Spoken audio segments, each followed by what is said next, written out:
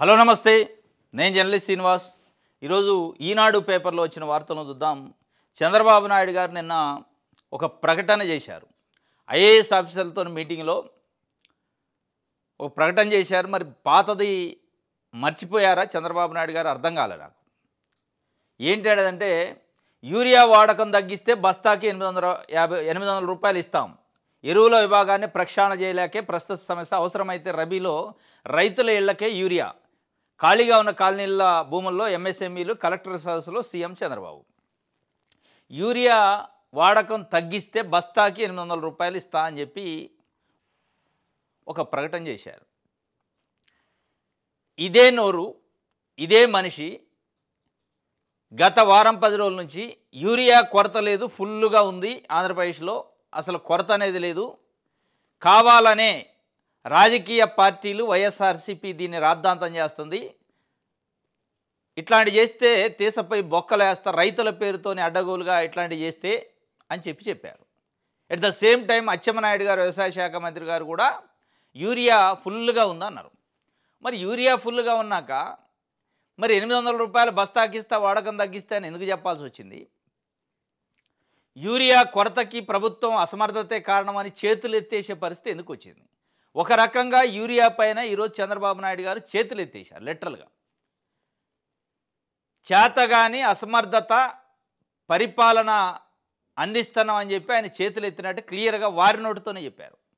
అది కూడా ఏ పేపర్లోనూ రాలే, ఈనాడులో వచ్చింది. అంటే తెలుగుదేశం పార్టీ పేపర్లో వచ్చింది. స్పష్టంగా యూరియా కొరతకి, యూరియా సమస్యకి కారణం ప్రభుత్వం ప్రక్షాళన చేసుకోలేకపోవడం, సమీక్ష చేయలేకపోవడం, పట్టించుకోకపోవటం, మా అసమర్థత వలన జరిగిందని చెప్తుంది. దానికి సంబంధించి వార్తనిచ్చారు. యూరియా వాడకం తగ్గించే రైతులు కౌలు రైతులకు ప్రోత్సాహకంగా బస్తాకు 800 రూపాయల చొప్పున ఇస్తామని సీఎం చంద్రబాబు ప్రకటించారు. రసాయన ఎరువుల వాడకం తగ్గింపుపై కేంద్రం ఇచ్చే ప్రోత్సాహకాన్ని రైతులకే బదిలీ చేస్తామని చెప్పారు. సచివాలయంలో సోమవారం నిర్వహించిన కలెక్టర్ల సదస్సులో జీఎస్డీపీపై చంద్రబాబు సమీక్షించారు. ఈ సందర్భంగా ఆయన మాట్లాడుతూ యూరియా విక్రయాలను సరిగా నిర్వహించి ఉంటే సమస్య ఉండేది కాదు. అన్ని శాఖలను ప్రక్షాళన చేశాం, ఎరువుల విభాగాన్ని చేయలేకపోయాము, అందుకే సమస్య వచ్చిందట. అది అన్ని శాఖలను పట్టించుకున్నాడు కానీ దీన్ని పట్టించుకోలేదు. అంటే సమస్య ఇది వచ్చింది కాబట్టి నేను దీన్ని పట్టించుకోవాలి, అందుకే సమస్య వచ్చిందంటారు. సమస్య రాని దాన్ని అన్ని నేను చూసినా, నా విజను, నా పరిపాలన, నా సమర్థన చెప్పే ప్రయత్నం చేస్తారు. అన్ని శాఖలను ప్రక్షాళన చేసినా కానీ దీన్ని చేయలేకపోయినా అంటున్నాను. అంటే మీరు ప్రక్షాళన చేయకపోవటం వల్ల, మీరు దృష్టి పెట్టకపోవటం వల్ల ఇవాళ రైతులు రోడ్ల మీదకి వచ్చి క్యూ లైన్లు కట్టాల్సిన పరిస్థితి. మళ్ళీ దీనికి ఏమంటారు? వైఎస్ఆర్సీపీఓ లేకపోతే రాజకీయ పార్టీలో మీడియానో కావాలని రాద్ధాంతం చేస్తున్నాయి, రైతులను అడ్డం పెట్టుకొని వ్యవహారాలు చేస్తే ఊరుకోను, జైల్లో పెడతా అని చెప్తారు. ఇప్పుడు ఎవరిని పెట్టాలి జైల్లో? మీ అసమర్థత స్పష్టంగా కనపడుతుంది. ఇప్పుడు ఎవరిని పెట్టాల్సింది జైల్లో? అంటే ఇన్ని రోజులు పత్రికలు, టీవీ ఛానళ్ళు వైఎస్ఆర్సీపీ రైతుల్లో చెప్తుందంత నిజమేగా యూరియా కొరతుంది, దానికి కారణం ప్రభుత్వ అసమర్థత అని. ఇంకోటి రబీలో అంటే ఇంటింటికి డెలివరీ చేస్తాడు. ఇప్పుడు దిక్కు లేదు కానీ రబీ సంగతి చెప్తున్నారు. తల్లికి అన్నం పెట్టలేని వాళ్ళు పిన్నమ్మకి బంగారు గాజులు చేపిస్తున్నా అన్నట. ఇంకా అట్లుంది. అరే ఖరీఫ్లో లేదురా నాయన అంటే నేను రబీలో ఇంటింటికి డెలివరీ చేస్తా, అప్పటిదాకా బస్తాకి 800 రూపాయలు ఇస్తావు యూరియా వాడకపోతే అంటే యూరియా వాడకపోతే 800 రూపాయలు తీసుకొని ఏం చేయాలి? యూరియా బదులు ఆ డబ్బులను చల్లుతారా పంటకి? ఈరోజు మీరిచ్చిన ప్రకటన మీ అసమర్థతను స్పష్టంగా తెలియజేస్తుంది, చేతులెత్తేసిన తనాన్ని స్పష్టంగా కనిపిస్తుంది. కొద్దిసేపు యూరియా వాడకూడదు, ప్రమాదకరం. యూరియా ఒకటే ప్రమాదకరమా? చాలా ప్రమాదకరం ఉంది. డిఏపి ప్రమాదకరమే, 2020 ప్రమాదకరమే, 28 ప్రమాదకరం.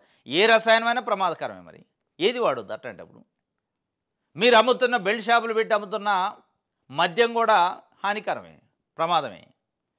ఈరోజు దురదృష్టం ఏంటంటే ఆంధ్రప్రదేశ్లో మందు కావాలంటే ఎక్కడంటే అక్కడ దొరుకుతుంది. తాగే మందు, ఆల్కహాలు, మద్యం డోర్ డెలివరీ జరుగుతుంది, చాలా చాలా ఈజీగా దొరుకుతుంది. కానీ ఎరువులకి అన్నదాత పంట పండించడానికి కావాల్సిన ఎరువు దొరకట్లే. దానికోసం ఇక నేను రబీలో వేస్తే ఇప్పుడు ఇవ్వలేను, మా అసమర్థత వలన జరిగింది, ఇది వాస్తవమే, అని ఇప్పుడు చెప్తున్నారు. నిన్న మొన్న చేసిన ఇదే ఈనాడు, ఇదే ఆంధ్రజ్యోతి, ఇదే పత్రికలలో ఒక 4, 5 రోజుల క్రితం పేపర్‌లో క్లిప్పింగ్ చూస్తే ఎరువులు ఫుల్లు, యూరియా ఫుల్లు అని వస్తది. అంటే స్పష్టంగా కనపడుతుంది. మీరు చేస్తున్న డొంక తిరుగుడు పనులు, మీరు చేస్తున్న మడత మాటలు, మీరు చేస్తున్న యూ టర్న్‌లు కనపడుతున్నాయి. ఈరోజు యూరియా దొరకకపోతే బస్తాకి 800 అన్నారు. రేపు నీళ్లు దొరకవు. ఇట్లా ఇస్తారా? రేపు మంచినీళ్ళు తాగే నీళ్లు దొరకవు. ఇదేనా రూ. 800 ఇస్తారా? రేపు లేకపోతే ఇంకొక ఎరువు దొరకదు, డబ్బులు ఇస్తారా? అంటే ఏంటి దీని అర్థం? ఏదో ఒక రకంగా ప్రభుత్వం పైన వచ్చిన వ్యతిరేకతని కప్పిపుచ్చే ప్రయత్నం రూ. 800 ఇస్తా అని చెప్తున్నాను. ఇది మొత్తానికైతే యూరియా పైన చంద్రబాబు నాయుడు గారు చేతులు ఎత్తేసినట్టు స్పష్టంగా కనపడుతుంది. మా అసమర్థత ఉంది, వాస్తవాన్ని ఒప్పుకున్నట్టు లిటరల్లీ కనపడుతుంది. ఇది ఒక వార్త.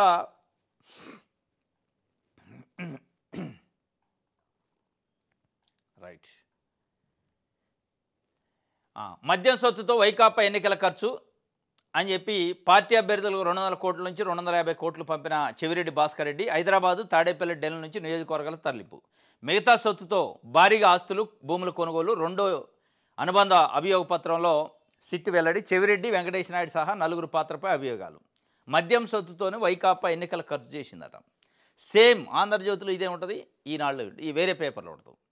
ఇప్పుడు ఇదే ఆంధ్రజ్యోతిలో ఈనాళ్ళు యూరియా గురించి 800 రూపాయలు ఇస్తున్నాడు చంద్రబాబు నాయుడు గారు కానీ భజన చేశారు. అసలు 800 ఇయటమైంది? యూరియా కరువు ఉందా? కరువు ఉంటే కారణం ఎవరు? యూరియా ఫుల్ అందని ముఖ్యమంత్రి గారు అండ కదా. మరి ఇన్ని రోజులు అవస్థల పడ్డ రైతుల పరిస్థితి ఏంది? ఈ 800 కథ అన్నిటికీ ఉంటుందా, ఒక యూరియాకేనా అనేది ఎక్కడ రాయాల? డైరెక్ట్గా 800 కానుకిస్తాడు, ఏదో ఫ్రీగా ఇస్తున్నట్టు.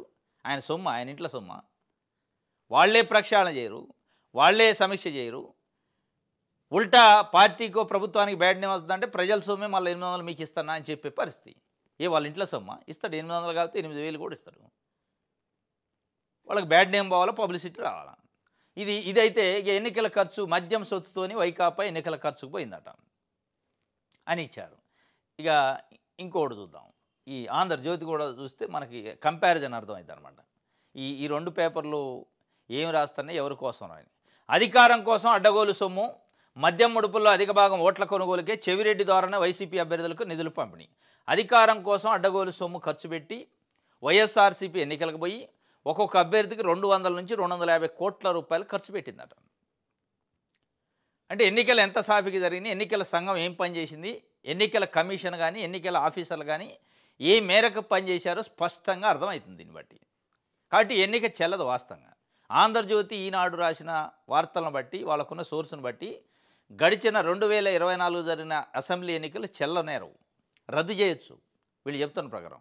అంటే ఒక్కొక్క కాన్స్టిట్యున్సీకి ఒక్కొక్క అభ్యర్థికి 200 నుంచి 250 కోట్ల రూపాయలు ఎన్నికల ఖర్చు కోసం వైఎస్ఆర్సీపీ ఖర్చు పెట్టిందంటే, అంటే ఒక 250 కోట్ల రూపాయలు ఈజీగా ప్రజలకు పంపిణీ చేసే అవకాశం, ఫ్లో చేసే అవకాశం మనీని ఎన్నికల కమిషన్ పనితీరు ఉంది అంటే ఎంత అసమర్థంగా ఎన్నికలు జరిగినది స్పష్టంగా అర్థమవుతుంది.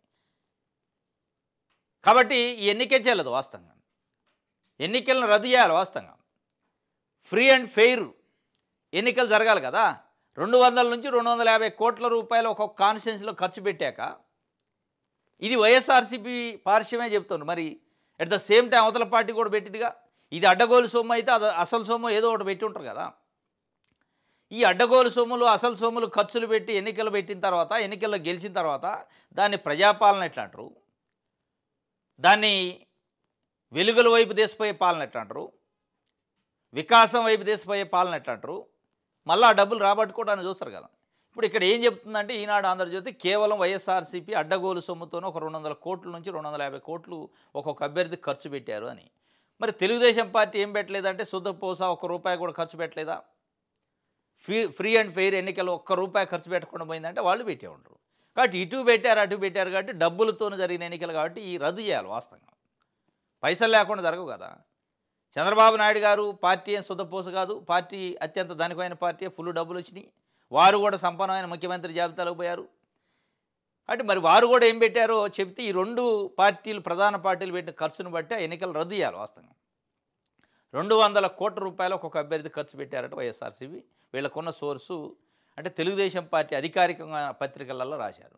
కాబట్టి ఎన్నిక జల్లదనేది ప్రజాస్వామ్యవాదులు ఈరోజు మాట్లాడుతున్నారు. అడ్డగోలు సొమ్ముతోని అధికారం కోసం చేశారట. మరి అసలు సొమ్ముతోని వీరు చేసినట్టుంది. వీరేం అడ్డగోలు సొమ్ముతోని చేశారు. మొత్తం సొమ్ము అయితే పెట్టారు. అది అడ్డగోలా అసలైతే ఎక్కడి నుంచి వచ్చింది అనేది పక్కన పెడితే, మద్యం ముడుపుల్లో అధిక భాగం ఓట్ల కొనుగోలుకే చెవిరెడ్డి ద్వారానే వైసీపీ అభ్యర్థులకు నిధులు పంపిణీ 3,500 కోట్ల స్కామ్లో మరో కోణం తేల్చిన సిట్టు. ఏసీబీ కోర్టులో 3వ ఛార్జ్షీట్ దాఖలు. ఇదంతా ఏమవుతుందంటే, రేపు వీళ్ళు వేసే ఛార్జ్షీట్లు ఎన్నికల్లో 200 కోట్ల రూపాయలు ఖర్చు పెట్టారని నిజంగా కోర్టులో చెప్తే, కోర్టు ఎన్నికల కమిషన్ కూడా పాడు చేస్తుంది. మరి ఏం చేశారు? మీ ఎన్నికలేంది? మీ ఎన్నికల మేనేజ్మెంట్ ఏంది? మీ డ్యూటీలు ఎక్కడ చేశారు? మీ పోలింగ్ ఏంది? మీ కథ ఏంది? ఇన్నిన్ని వందల కోట్ల రూపాయల ప్రజలకి ఈజీగా ఫ్లో అవుతుంటే, దీంట్లో ఎంతమంది ఎన్నికల ఆఫీసర్లు అవినీతి పరులు ఉండరు, ఎంతమంది దగ్గరికి చేతులు మారిన డబ్బులు ఇవన్నీ వస్తాయి. ఉట్టినే ఉంటుంది. వాస్తవంగా రావాలి కూడా. మద్యం కుంభకోణంలోనో ఇంకో కుంభకోణంలో ఇంకొక పార్టీకి వచ్చిన బాండ్ల రూపంలో వచ్చిన డబ్బుల్ని వందల కోట్ల రూపాయల అభ్యర్థులకు ఇచ్చి గెలిపించుకునే ప్రయత్నం చేసి, 2 ప్రధాన పార్టీలు గెలిచినోడే నవ్వుతుడు, ఓడిపోయినోడే ఏడుతుడు, 2 ఖర్చు పెట్టినాయి. కాబట్టి 2 ప్రధాన పార్టీలు డబ్బులు ఖర్చు పెట్టి గెలిచి సీట్లు ఎక్కే పరిస్థితి ఉంది. కాబట్టి ఆ ఎన్నికే చెల్లదనేది చెప్పాలి వాస్తవంగా. ఇంకోటి, బాధ్యత కలెక్టర్లదే, ప్రజల నమ్మకాన్ని మేము కాదు మీరు నిలబెట్టాలి అని సీఎం గారు చెప్పారు. ఇక ప్రజల బాధ్యత అంతా కలెక్టర్లకు చెప్పారు చంద్రబాబు నాయుడు గారు. మీరేమో ఒకరోజేమో యూరియా ఫుల్గా ఉందంటారు, ఇంకో రోజు యూరియా నిల్ అంటారు, ఇంకో రోజు యూరియా వాడకూడదు అంటారు, ఇంకో రోజు యూరియా వాడకం తగ్గిస్తే బస్తాకి 800 రూపాయలు ఇస్తారు. ఎవరికి ఇస్తారు? ఎట్లా ఇస్తారు? ఏం బస్తా? దానికి ఏమైనా లెక్క పత్రం ఉందా? ఎట్లా బస్తా అవుతారు? ఒక రైతు వస్తాడు, నేను 10 బస్తాలు యూరియా వాడేటండి ఆగినాడు, 10,000 8,000 ఇస్తారా మీరు? ఏమైనా ఉందా క్యాలిక్యులేషను? అడ్డగోలుగా మీకు ఇష్టం వచ్చినట్టు మీరున్న అయోమయంలో ప్రకటనలు ఇస్తారు. దానికి బాధ్యులు ఎవరంటే కలెక్టర్లు అట. మళ్ళీ ఎట్లా అవుతారు కలెక్టర్లు? రాజకీయ పార్టీలు పొలిటికల్ స్టేట్మెంట్లు ఇస్తూ ఉంటారు, మీరు కలెక్టర్లు అడ్మినిస్ట్రేటివ్ ప్రాసెస్లో పోతూ ఉంటారు. కానీ బాధ్యులు మీరే అని చెప్తున్నారు. రైట్.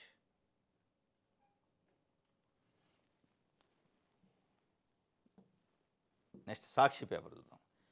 ఇక ఆంధ్రజ్యోతి, ఈనాడు ఎట్లయితే చంద్రబాబు నాయుడు గారు యూటర్న్ యూరియా పైన తీసుకుండా దాన్ని కప్పిపుచ్చే ప్రయత్నం కోసం 800 ఇస్తున్నాడు, 800 రూపాయలు ఇస్తున్నాడు అని చెప్పి వాళ్ళు భయం చేస్తే, మరి సాక్షి ఏం చెప్పిందంటే, యూరియాపై హ్యాండ్సప్ అంటే చేతులు ఎత్తేసిండు. సరఫరాలో విఫలమయ్యాం, కలెక్టర్ సదస్సులో సీఎం చంద్రబాబు వ్యాఖ్యలు, మానవ తప్పిదమే, ప్రణాళిక సరిగా అమలు చేయలేదు అని చెప్పి చెప్తున్నారు. కొరత లేదు, న్యూసెన్స్ చేస్తే బొక్కలో పెట్టి పని చేస్తా అన్నాడు. మరి కొరత లేదు, కొరత లేనప్పుడు న్యూసెన్స్ ఎందుకు చేస్తారు? రోడ్ల మీదకి రైతులు ఎందుకు వస్తారు? లైన్లు ఎందుకు కడతారు? అసలు ఏ కొరత లేనప్పుడు యూరియా బస్తాకి వాడకపోతే 800 ఇస్తారని మీరెందుకు అంటున్నారు?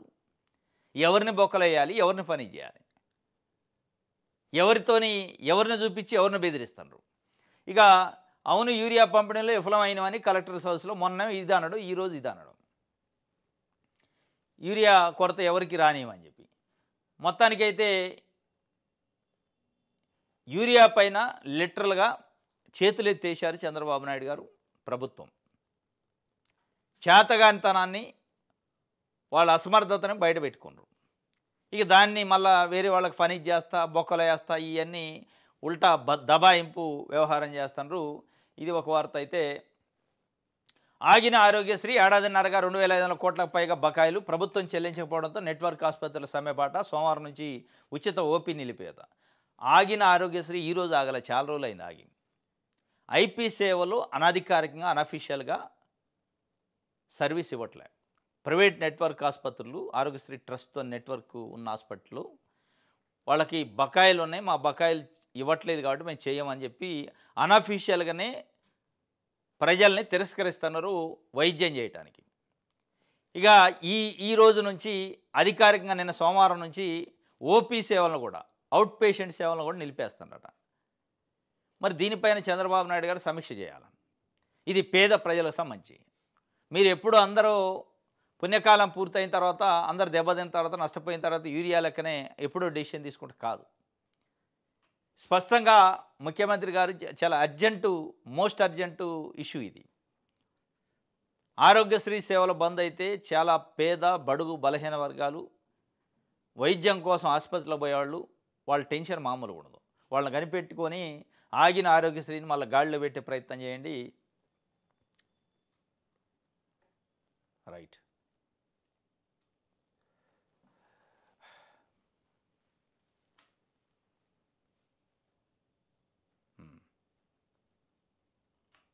రైతుల ముసుగులో వైసీపీ రాజకీయం ఫేకుల పని పడతామని మొన్న చెప్పిండు. డ్రామాలు చేస్తే జైలుకు పంపుతున్నాడు. యూరియా ఎక్కువ వాడొద్దని ఆమె చెప్పిండు. మరి ఇప్పుడు డ్రామాలు ఎవరి? ఏది డ్రామా, ఏది నిజం? మొన్నదాకా ఫుల్ ఉంది, నిల్లుంది, ఇది ఉంది, అది ఉంది అంటారు. మరి ఇప్పుడు లేదు లేదు మేము తప్పు చేసినాం, కరెక్టే, మా తప్పిదం వల్లనే కరువు వచ్చింది, యూరియా కరువు, కాబట్టి 800 రూపాయలు బస్తాకి ఇస్తాం వాడకపోతే అని చెప్పారు. ఇది ఎవరిది డ్రామా? ఎవరిని చేయాలి, ఎవరిని పని చేయాలి? బొక్కలు వేయాల్సింది ఎవరిని? రైట్. సెప్టెంబర్ 15, 2023 ప్రజారోగ్య రంగంలో ఒక గొప్ప రోజు అట. ముఖ్యమంత్రిగా పరిపాలనా కాలంలో నాకు అత్యంత సంతృప్తినిచ్చిన రోజు. 1923 నుంచి 2019 వరకు, అంటే బ్రిటిష్ కాలం నుంచి 2019 వరకు రాష్ట్రంలో ఉన్న ప్రభుత్వ మెడికల్ కాలేజీలు కేవలం 12. మా హాయంలో ఒకేసారి ప్రభుత్వ రంగంలో 17 మెడికల్ కాలేజీల ఏర్పాటుకు సంకల్పించాం అని వైఎస్ఆర్సీపీ అధినేత వైఎస్ జగన్మోహన్ రెడ్డి నిన్న సెప్టెంబర్ 15 సందర్భంగా ఆయన గుర్తు చేసుకుండు. ఆయన మొత్తం రాజకీయ జీవితంలో అత్యంత సంతృప్తికరమైన డే అది సెప్టెంబర్ 15, 2023. మొత్తం దాదాపు 100 సంవత్సరాల చరిత్రలో, అంటే 1923 నుంచి 2019, అంటే దాదాపు 100 సంవత్సరాలకి ఒక 5 సంవత్సరాలు దాకా 95 సంవత్సరాలు, 96 సంవత్సరాల అది బ్రిటిష్ కాలం అయితే, స్వతంత్ర భారతదేశ పరిపాలనా కాలంలో అయితే, ఉమ్మడి ఏపీలో అయితే, చీలిన తర్వాత అయితే, మొత్తం హిస్టరీలో 96 సంవత్సరాల హిస్టరీలో 12 ప్రభుత్వ మెడికల్ కాలేజీలు ఉంటే, కేవలం 5 సంవత్సరాలు 2019, 24 మధ్యలో 17 ప్రభుత్వ మెడికల్ కాలేజీలు ఇచ్చి సెప్టెంబర్ 17, 2023 రోజు ఒక 5 కాలేజీలు ప్రారంభోత్సవం చేసుకున్న రోజు నాకు అత్యంత సంతృప్తినిచ్చిన రోజు అని చెప్పి జగన్మోహన్ రెడ్డి చెప్పాడు. వాటినే ఇప్పుడు తెలుగుదేశం పార్టీ ప్రభుత్వం, చంద్రబాబు నాయుడు గారు అసలు పునాదులే వేయలేదు అంటున్నాడు. పునాదులు వేయండి, సెప్టెంబర్ 15, 2023 రోజు 5 కాలేజీలు ప్రారంభమయ్యాయని, బిల్డింగ్లు ఎట్లా కనపడుతున్నాయి? సరే, ఒకవేళ జగన్మోహన్ రెడ్డి పునాదులు వేయలేదు, మీరు వేయండి పునాదులు, మీరు నిర్మించండి, మీరు ప్రభుత్వ ఆధ్వర్యంలో దాన్ని నిర్వహించండి. ఇంత పెద్ద వ్యవస్థను నిర్వహిస్తున్న మీరు ఒక 15, 16 మెడికల్ కాలేజీలు నిర్వహించలేరా? ప్రైవేట్ వాళ్ళు నిర్వహిస్తున్న కాలేజీలని ప్రభుత్వం ఎందుకు నిర్వహించలేదు? మీరు పెద్ద అమరావతినే కడతా అంటున్నారు, పెద్ద పోలవరాన్ని కడతా అంటున్నారు. ఇంత పెద్ద పెద్దవి కట్టేటప్పుడు కేవలం మెడికల్ కాలేజీలు అవి, వాటిని నిర్వహించలేని పరిస్థితి ఏంటి అనేది ఇప్పుడు ఒక పెద్ద చర్చ. మొత్తానికి ఇది సాక్షి పేపర్లో ప్రజాశక్తి చూద్దాం. యూరియా తగ్గిస్తే రాయితీ ఇస్తాం, బస్తాకి 800 ఇస్తామన్న సీఎం, త్వరలో విధి విధానాలు రూపకల్పన. యూరియా తగ్గిస్తే రాయితీ, అంటే యూరియా కొరత వచ్చింది కాబట్టి యూరియా తగ్గిస్తే రాయితీ. రేపు డిఏపి కొరత వస్తే డిఏపి తగ్గిస్తే కొరత రాయితీ. 2020 వస్తే 28 వస్తే ఇవన్నీ రకరకాల ఉంటాయి కదా. ఏది కొరత వస్తే దానికి రాయితీలు ఇచ్చుకుంటూ పోతారా? ఆ రాయితీలను తీసుకుపోయి భూమిలో చల్లాలా వీళ్ళు? రేపు మంచినీళ్ళ కొరత వస్తుంది, మనిషికి ఇంత డబ్బులు ఇస్తారా? డబ్బులు తాగిపోతారా? ఇది వారు ఇచ్చిన పోలవరం R&R ప్యాకేజీ అమలుకు తక్షణ చర్యలు. కేంద్ర మంత్రి సిఆర్ పాటిల్కి సిపిఎం బృందం వినతి. త్వరలో కేంద్ర బృందాన్ని పంపిస్తామని మంత్రి హామీ ఇచ్చారు. పోలవరం R&R ప్యాకేజీ అమలుకు తక్షణ చర్యలు తీసుకోవాలని. ఇది వాస్తవంగా ఈ రిప్రజెంటేషను కేంద్ర జలశక్తి శాఖ మంత్రి సిఆర్ పాటిల్కి సిపిఎం బృందం అందజేసింది, ఆంధ్రప్రదేశ్ సిపిఎం పార్టీ బృందం. కానీ ఇది ఇవ్వాల్సింది ఎవరు? ఇప్పుడు ఆంధ్రప్రదేశ్లో ఉన్న ప్రభుత్వం ఇవ్వాలి. ఎన్డీఏ కూటమి ప్రభుత్వం ఉంది. R&R ప్యాకేజీ సంగతి ఏంటో తేల్చండి అని కూర్చోవాలి ముఖ్యమంత్రి ఆడ. అంటే ప్రభుత్వం గాలికి వదిలేసిన పని ఒక సిపిఎం పార్టీగా, వాళ్ళు ప్రజల పార్టీగా వాళ్ళు భుజాన వేసుకొని వెళ్ళారు. ఇగో ఇట్లాంటివి చేయాలి. ఇక లేస్తే రాజకీయం, అవతల పార్టీ నువ్వేం చేసినావు 5 సంవత్సరాల్లో, నేనేం చేసిన, ఇది కాదు. మనం ఏం చేస్తున్నాం, మనం గెలిపించిన తర్వాత చూసుకోవాలి తప్ప ప్రతిరోజు కంపారిజను. మీరు ఆ రోజు ఏం చేయలేదు కాబట్టి నేనేం చేయను, ఇదేనా? ఇక ఇది చెప్పే పరిస్థితి. ఇది సాక్షి పేపరు కాస్త ప్రజల గురించి 4 ఇది ప్రజాశక్తి పేపరు ప్రజల గురించి 4 వార్తలను రాసింది. సంక్షేమం అంటే దానం కాదు అని చంద్రబాబు నాయుడు గారు చెబుతున్నారు. మీరు దానం లెక్కనే చూస్తుండ్రు, మీరైనా ఇంకో పార్టీ అయినా. ఏదో మీ ఇంట్లో నుంచి ఇచ్చినట్టు, నేను అది ఇచ్చిన, నేను ఇది ఇచ్చిన, నేను 4,000 పెన్షన్ చేసిన అని ఒక ఆయన, నేను 3,000 పెన్షన్ చేసిన అని ఇంకొక ఆయన, నేను అన్నదాత సుఖీభావ ఇస్తున్నానని ఒక ఆయన, నేను అమ్మఒడి ఇచ్చిన అని ఇంకొక ఆయన, లేదు లేదు నేను తల్లికి వందనం ఎంతమంది ఉంటే అంతమందికి ఇస్తానని మీరు ఏదో దానాలు చేసినట్టు, ధర్మాలు చేసినట్టు మీ ఇళ్ళల్లో సొమ్ము ఇచ్చినట్టు ప్రకటనలు చేసుకున్నారు. మళ్ళీ సంక్షేమం అంటే దానం కాదంటారు. మీ ప్రచారమే దానం లెక్క ఉండే. ప్రతిదానికి మళ్ళీ పబ్లిసిటీ, యాడులు, దానికి గానా బజానా, ప్రచారము, ర్యాలీలు. మామూలుగా అన్నదాత సుఖీభవ అయితే అన్ని పేపర్లో యాడు, తల్లికి వందనం ఇస్తే అన్ని పేపర్లో యాడు, పెన్షన్లు ఇస్తే అన్ని పేపర్లో యాడు. ఏదో మీరు దాన ధర్మాలు చేసినాడు, మళ్ళీ లేదు లేదు దానం కాదంటారు. దానం కాదు, అది ప్రజల సొమ్మే, ప్రజల కోసం ఇస్తున్నారు. మరి దానికి పబ్లిసిటీ ఎందుకు, యాడ్లు ఎందుకు, ఈ గొడవ ఎందుకు? ఇచ్చేటోడు ఇచ్చుకుంటాడు, తీసుకుంటాడు కదా.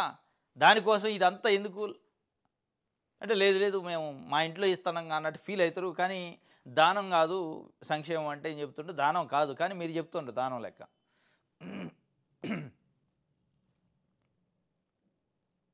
రైట్.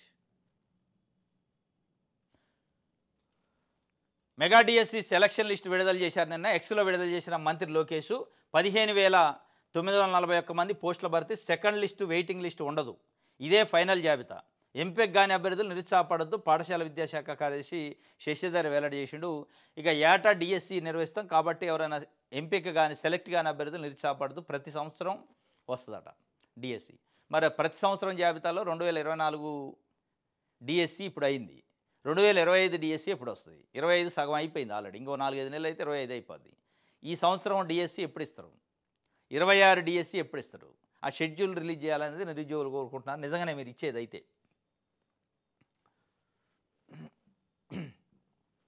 ఆంధ్రప్రభ డబుల్ గ్రోత్ అట, 29 లక్షల కోట్ల వృద్ధి లక్ష్యం అట 2029 నాటికి సాధించేందుకు ప్రణాళికలు. డబుల్ గ్రోత్ అంటున్నారు చంద్రబాబు నాయుడు గారు. ఇప్పుడు ఒక 14 లక్షల కోట్ల ఇది ఉందట వృద్ధి, దాన్ని 29 లక్షలు చేస్తా, డబుల్ ఇంజన్ కాబట్టి డబుల్ గ్రోత్ చేస్తా అంటాను. ఇప్పుడు ఈ ఫిగర్స్ ఇవన్నీ చూసిన తర్వాత ఈ గ్రోత్ అంటారు, డబల్ అంటారు, జిఎస్డిపి అంటారు, జీడిపి అంటారు. నేనున్నప్పుడు ఎంత పెరిగింది, నేనున్నప్పుడు పాయింట్లలో 2 పాయింట్లు 3 పాయింట్లు పెరిగింది ఆయనకంటే ఈయనకంటే అని చెప్తాను, కంపేర్ చేస్తారు ప్రభుత్వాలు. ఈ కంపారిజన్ అంతా చూస్తే క్షేత్రస్థాయిలో అట్టడుగు వర్గాలు తినటానికి ఏ రోజు తిండి ఆ రోజు ఎత్తుకోవాల్సిన పరిస్థితి. మరి ఇంత డబుల్ గ్రోత్లు అవుతున్నాక ఒకవైపు సమాజంలో ఒక వర్గం ప్రజలు తినటానికి తిండి లేక, కట్టుకోవడానికి బట్ట లేక, ఉండటానికి ఇల్లు లేక, చదువుకోవడానికి చదువు లేక, వైద్యం లేక, ఒకవైపు ఒక సెక్షన్ ఆఫ్ పీపుల్ ఎప్పుడూ ఇబ్బంది పడుతూనే ఉంటుంది. ఇంకొక వైపు మీరు గ్రోతులు చెప్తారు, డబుల్ ఇంజన్ సర్కారు, డబుల్ ఇంజన్ గ్రోతులు, డబుల్ గ్రోతులు. ఈ గ్రోతులలో బంగ్లాల మీద బంగ్లాలు, కార్ల మీద కార్లు, ఫామ్ హౌజులు. ఒకవైపు తిన్నది అరక్క ఒక సెక్షన్ ఉంటే తిండి లేక ఇంకొక సెక్షన్ ఉంది. ఏమిటికి ఉపయోగపడుతుంది ఈ గ్రోతు? డబల్ గ్రోత్ కానీ, త్రిబల్ గ్రోత్ కానీ, అసలు గ్రోత్ కానీ, ఏ గ్రోత్ కూడా ప్రజలకు ఉపయోగపడలే. ప్రజలకు ఉపయోగపడిన గ్రోత్ ఇది. ఏదో కొంతమంది బడా పెట్టుబడిదారులు ఆస్తిని చూపించి దీన్ని గ్రోత్ అని చెప్పే ప్రయత్నం ఇది మన ఎకానమీలో జరుగుతుంది. దాన్నే పదే చెప్తుంటారు వీళ్ళు. డబల్ గ్రోత్ అంటే 29 లక్షల కోట్లకి 2029 నాటికి వద్దట. 2029 నాటికి 29 లక్షలు కాదు 39 లక్షల కోట్లకు వచ్చినా మళ్ళీ అదే కంచంలో ముద్ద కోసం ఎదురు చూసే ప్రజలు ఉంటూనే ఉంటారు.